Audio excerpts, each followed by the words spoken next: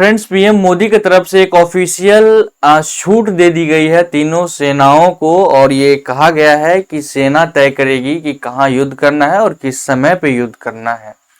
अभी मैंने कुछ देर पहले आपको एक वीडियो के माध्यम से जानकारी दी थी कि किस तरीके से इस पूरी घटना को, यानी पहलगाम का जो ये दर्दनाक और कह सकते हैं कि एक बहुत ही खौफनाक घटना थी, उसको किस तरीके से अंजाम दिया गया था, इसके बारे में मैंने आपको कुछ देर पहले ही वीडियो बना करके जानकारी दिया है।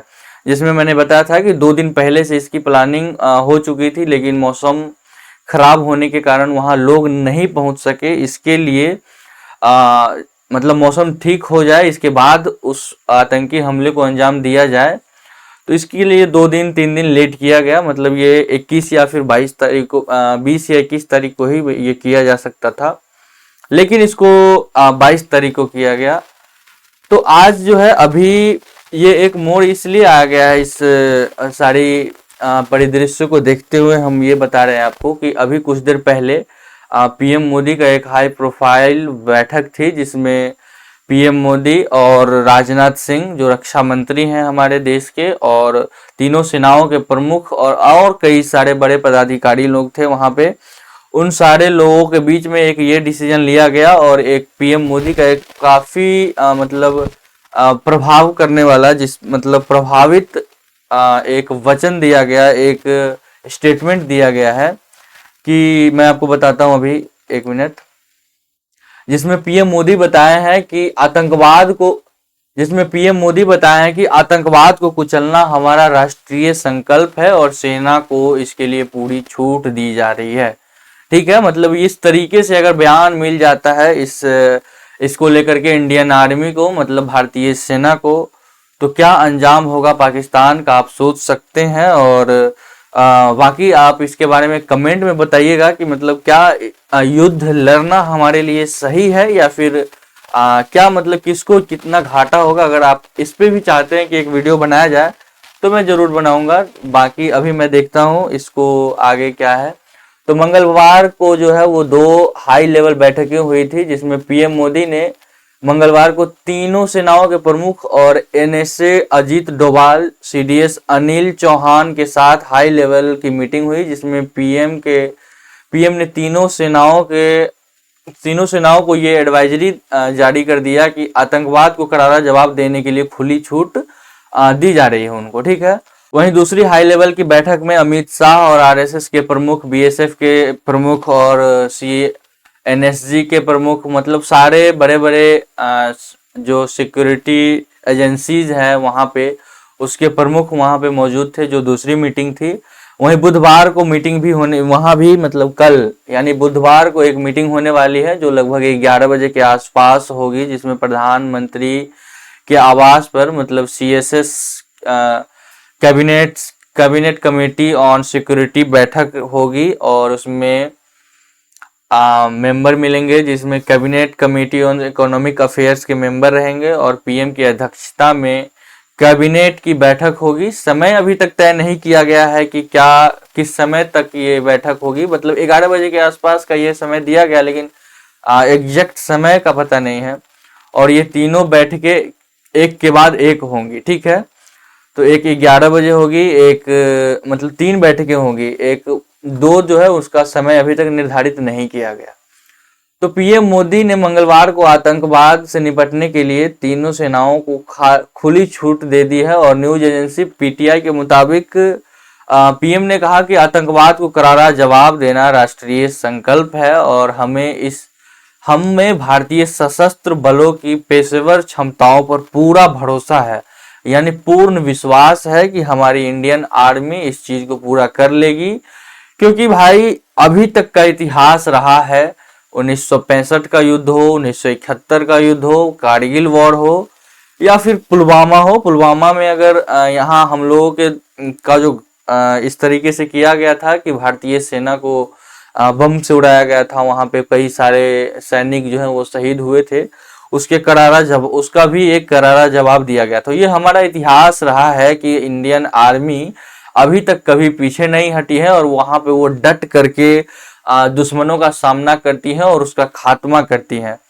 ठीक है। तो पीएम मोदी ने भी ये कहा कि हमें आतंकवाद को करारा झटका देना यानी करारा जवाब देना हमारा राष्ट्रीय संकल्प है और इसके लिए सेना को छूट दे दी जा रही है और हमें भारतीय सशस्त्र बलों की पेशेवर क्षमताओं पर पूरा विश्वास है और आतंकवाद के खिलाफ कार्रवाई करने का तरीका, लक्ष्य और समय सेना को खुद तय करना होगा। ठीक है। तो ये एक बहुत बड़ा स्टेटमेंट है पीएम मोदी के द्वारा ये दिया गया है। तो पीएम मोदी ने यह बात मंगलवार को तीनों सेनाओं के प्रमुख और एनएसए अजीत डोभाल, सबसे बड़ी बात यह है कि वहां पे एक सिक्योरिटी एडवाइजरी है, नेशनल सिक्योरिटी एडवाइजर जो अजीत डोभाल है, जिनके बारे में आप लोग काफी सुनते होंगे क्योंकि वो एक बहुत ही इंटेलिजेंट माइंड के माने जाते हैं और हमारे देश के सुरक्षा सलाहकार हैं वो।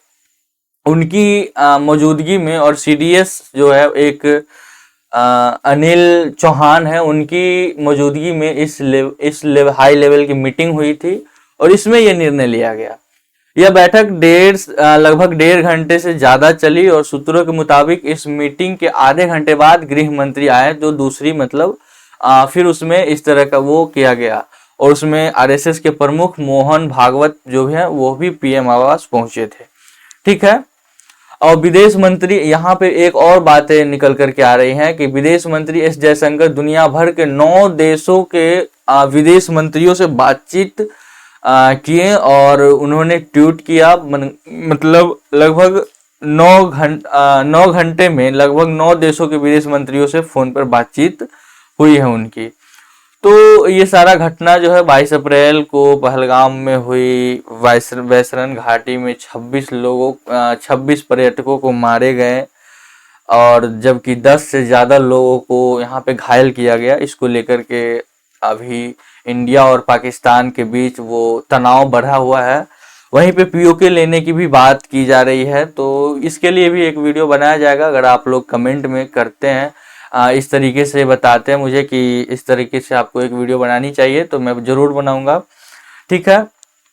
तो अभी तक जो है आज का जो निर्णय लिया गया है वो पाकिस्तान के खिलाफ, जिसमें भारत ने मंगलवार को पाकिस्तान के रक्षा मंत्री ख्वाजा आसिफ के एक्स हैंडल पर रोक लगा दी है। और ये क्यों लगा दिया गया? क्योंकि पहलगाम हमले के बाद ख्वाजा आसिफ जो है को उनका एक वीडियो वायरल हुआ था और जिसमें उन्होंने ये स्वीकार किया था कि पाकिस्तान लंबे समय से यानी लंबे अरसे से आतंकी संगठनों को फंडिंग करता आ रहा है।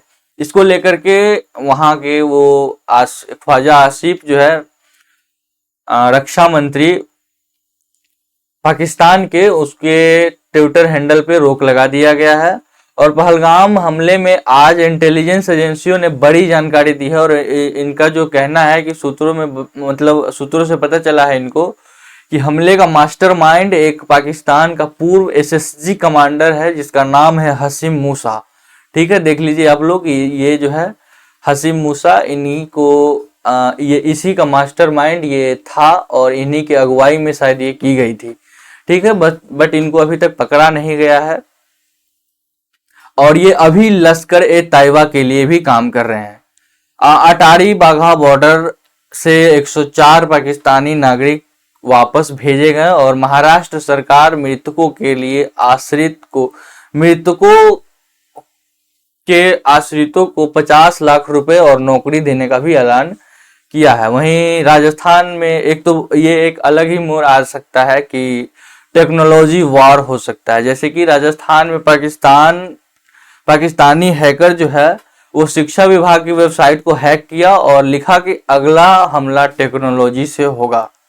तो शायद इसमें भी एक नया मोड़ आ सकता है कि किस तरीके से होगा। मतलब यहाँ ये भी सुन रहे थे कि वहाँ की पाकिस्तान की कुछ इसकी कोई अनऑफिशियल ऑफिशियल जानकारी नहीं है, बस ये सुनने में आया था कि पाकिस्तान के लगभग कई सारे ऐसे वेबसाइट है जो गवर्नमेंट के अंदर आते हैं, उसको भारतीय हैकर्स ने हैक किया है। ठीक है, तो शायद ये भी एक हो सकता है। तो और ये पाकिस्तान का एक ये स्टेटमेंट आ रहा है कि पाकिस्तान जो है वो कह रहा है, आरोप लगा रहा है भारत पे कि भारत ने ही आतंकवाद को बढ़ावा दिया है। जिसमें पाकिस्तानी सेना ने भारत पर एक आतंकवाद को बढ़ावा देने का आरोप लगाया, जिसमें पाकिस्तानी सेना के मीडिया विंग के प्रमुख लेफ्टिनेंट जनरल अहमद शरीफ ने मंगलवार शाम एक प्रेस ब्रीफिंग की और इस ब्रीफिंग में शरीफ ने दावा किया कि पाक सेना ने 25 अप्रैल को एक पाकिस्तानी नागरिक अब्दुल मजीद को झेलम बस स्टैंड के पास गिरफ्तार किया था और जिसे भारत ने ट्रेन किया है। मतलब झेलम मतलब वहां जो है एक झेलम बस स्टैंड के पास एक पाकिस्तानी अब्दुल मजीद जो है उनको गिरफ्तार किया और वो इंडिया के द्वारा ट्रेन किया गया था, इस तरीके का आरोप लगाया जा रहा है। शरीफ के मुताबिक अब्दुल के पास 2.5 किलो का एक आईईडी, 2 मोबाइल और 70,000 रुपए बरामद हुए।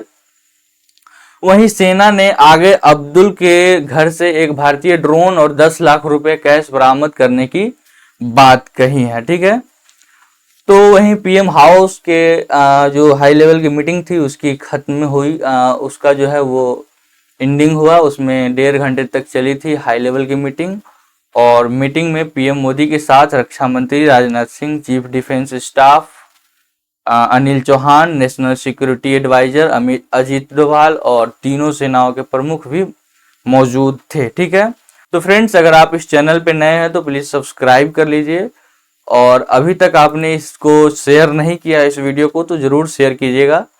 ठीक है, तो मिलते हैं नेक्स्ट वीडियो में और जो भी आपकी डाउट है वो सारे आप कमेंट में बता सकते हैं ताकि आगे आने वाली वीडियो में उस चीज को कवर किया जाएगा। ठीक है, तब तक के लिए धन्यवाद।